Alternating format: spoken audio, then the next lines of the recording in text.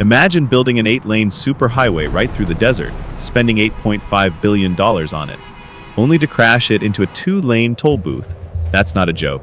That is exactly what is happening right now in the global energy market with Saudi Arabia's massive east-west pipeline. They are pumping 7 million barrels of crude oil every single day across the burning sands, straight into a massive logistical brick wall at the Yanbu port, a colossal fleet of supertankers just sitting there, waiting burning fuel, bleeding millions of dollars in daily demurrage costs while the world watches. How does an engineering marvel turn into a massive financial black hole? Drop a comment below right now if you think you know who's really footing the bill for this disaster. Yeah, it's a total mess. I'm Mool, and this is Energy Axis Intel. Look, Cook. Everyone is talking about how this pipeline bypasses the Strait of Hormuz, how it secures the global oil supply chain. But they are completely missing the brutal reality. You can move all the oil you want across the country, but if you can't load it onto the ships, it means absolutely nothing. Let's be completely honest here. The Yanbu port maxes out at a pathetic 4.4 million barrels daily. That leaves over 2.5 million barrels bottlenecked every single day. This isn't just an engineering oversight. It is a catastrophic bleeding of operational capital. And guess what? That bottleneck is quietly manipulating global freight rates, and it's coming straight for your wallet. Let me show you the raw numbers. To understand this $8.5 billion train wreck, you have to look at the nightmare keeping Saudi oil executives awake at night. The Strait of Hormuz. Look at a map. It is a narrow 39-mile choke point between Oman and Iran. 20% of the world's total oil consumption squeezes through that tiny, vulnerable gap of water every single day. It's a massive geopolitical liability.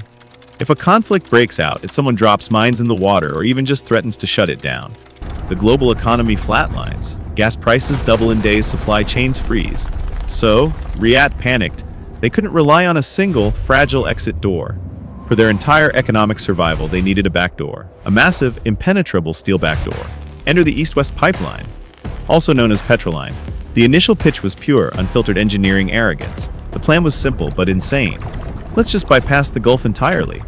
Let's lay parallel, 48-inch steel pipes straight across the Arabian Peninsula, dragging our oil from the eastern province all the way to the Red Sea. It sounds like a sci-fi mega-project, and honestly it is. We are talking about moving up to 7 million barrels of crude oil every single day. Let that number sink in for a second. 7 million barrels. Across 745 miles, through the most unforgiving, scorching desert environment on planet Earth. But let me break down the physical reality for you, because the media loves to paint this as a magic tube. Oil is incredibly heavy. It is thick, viscous, and terribly stubborn. You can't just pour it into a pipe in the east and expect it to magically slide across a continent. You have to push it hard. To do that, they had to build 11 massive pumping stations strategically spaced along the entire route. Think of these stations as giant, roaring mechanical hearts beating violently in the dead of the sand. They use massive gas turbines to generate the immense pressure needed to force millions of gallons of thick crude up rocky elevations and across endless dunes. They are literally burning massive amounts of energy just to transport their energy. Let me put the sheer scale of this into perspective. Imagine the raw horsepower required. The friction alone inside those 48-inch steel arteries generates incredible heat. The maintenance crews are constantly fighting sandstorms, corrosion, and extreme thermal expansion. Every single drop of oil that reaches the Red Sea has already accumulated a massive hidden cost in operational expenditure. It is a symphony of industrial brute force. It was designed to be the ultimate insurance policy against a Middle East meltdown. The financial press absolutely ate it up. Politicians paraded around as the ultimate geopolitical triumph. Look at us, we conquered geography. We are completely immune to Hormuz. And sure, on paper, it looks beautiful, a perfect logistical safety net. But here is the brutal truth they conveniently left out. Moving the oil across the desert is only half the battle. Actually, it's the easy part. Once that ocean of crude hits the western coast at Yanbu, you still have to put it on a ship. And that is where the sheer physics of this so-called miracle violently collide with a massive, unforgiving brick wall. Look, the financial press loves a good success story. They look at the Yanbu port on the Red Sea, and they see an absolute triumph. The corporate brochures paint this gorgeous, flawless picture. A state-of-the-art mega-terminal. They want you to believe it's this perfectly synchronized ballet of logistics. The crude arrives from the desert, glides effortlessly into the waiting supertankers, and sails off to Europe or Asia. It is the ultimate mechanical illusion. The assumption is dangerously simple. If you can pump 7 million barrels to the coast, you can obviously ship 7 million barrels from the coast. Simple math, right? Wrong, that is a multi-billion-dollar fantasy. Wait a minute. Let's take a hard look at the physical reality here. Because spreadsheets handle anything, but physics does not care about your geopolitical ambitions. To actually load a VCCC, a very large crude carrier, basically a floating skyscraper, you need 3 critical elements working in perfect harmony. You need deep water berths, massive buffer storage tanks, and high-velocity loading arms. And this is where the grand master plan violently falls apart. Yambu has a hard, unforgiving physical cap. It maxes out at 4.4 million barrels a day. Period. That is the absolute ceiling. I don't care how hard you push the pumps in the desert. The loading arms at the port can only push so much liquid volume per hour. The inshore storage tanks can only hold a limited buffer before they literally overflow. You cannot magically force an extra 2.6 million barrels of oil through a metal hose that is already redlining. It just doesn't work.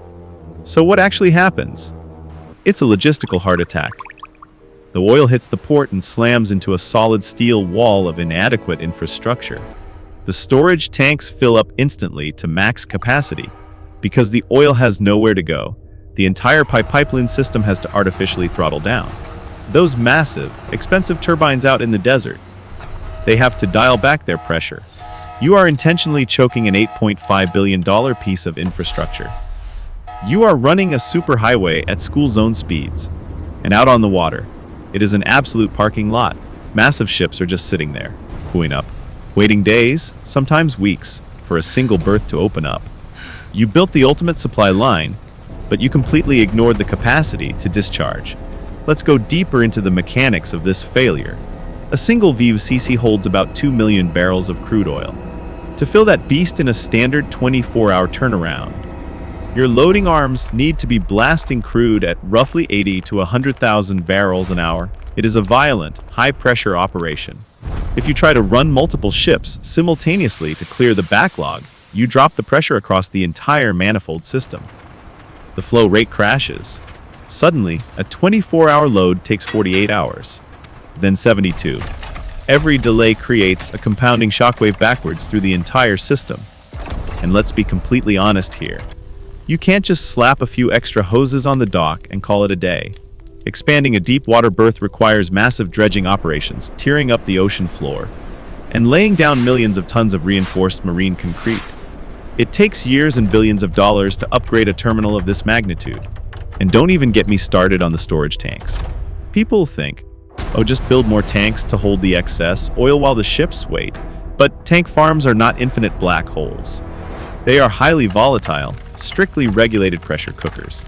At a surplus of 2.6 million barrels a day, you would fill a standard mega tank in less than 12 hours.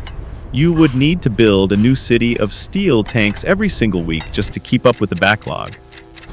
It's financially and spatially impossible. The land at the port is already saturated.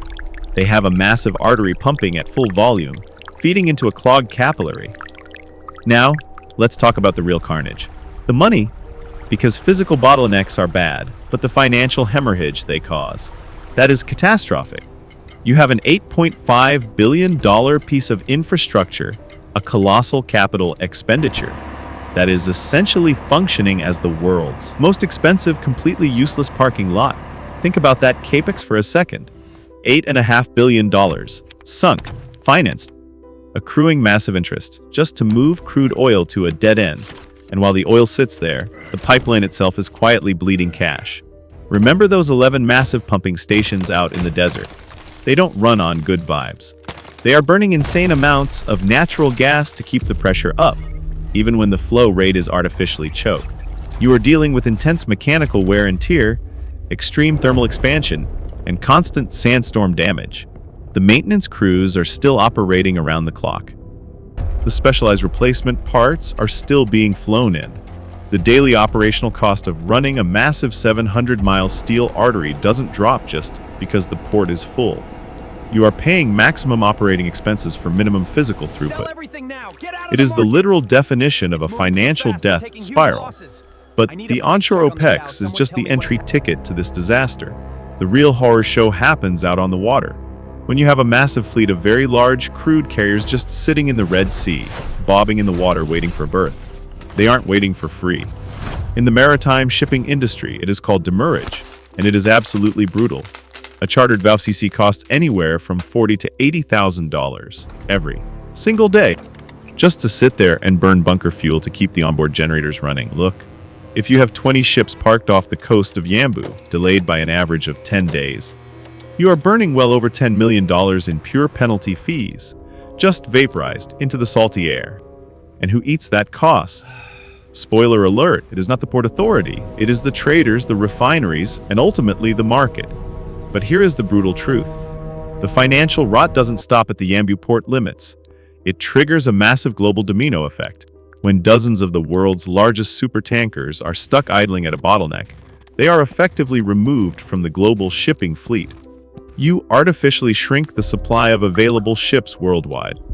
And what happens when the vessel supply drops while global demand for oil stays exactly the same? Global freight rates absolutely explode. The cost to ship a barrel of oil anywhere on the planet quietly ticks upward. Because of a logistical failure at one single port in the Red Sea, a refinery in Europe or Asia suddenly has to pay a massive premium just to secure a vessel. This is how a local engineering oversight aggressively manipulates the entire global macroeconomy. And don't think for a second you are isolated from this mess. Let's be completely honest here. When the ocean freight rates spike, when the demurrage penalties pile up into the tens of millions, the oil companies do not just absorb those losses out of the goodness of their hearts. That is not how this ruthless business works. They pass every single cent of that gross inefficiency directly down the supply chain, straight to the consumer, straight into your wallet. The next time you pull up to the gas station and wonder why the price per gallon just jumped overnight, even when crude barrel prices seemed relatively stable, remember the Yanbu bottleneck. You are literally paying for the days those ships spent doing absolutely nothing. You are paying for them to burn diesel while staring at an inadequate steel wall. You are personally subsidizing a multi-billion-dollar logistical failure every single time you fill up your tank. The illusion of efficiency is bleeding us dry.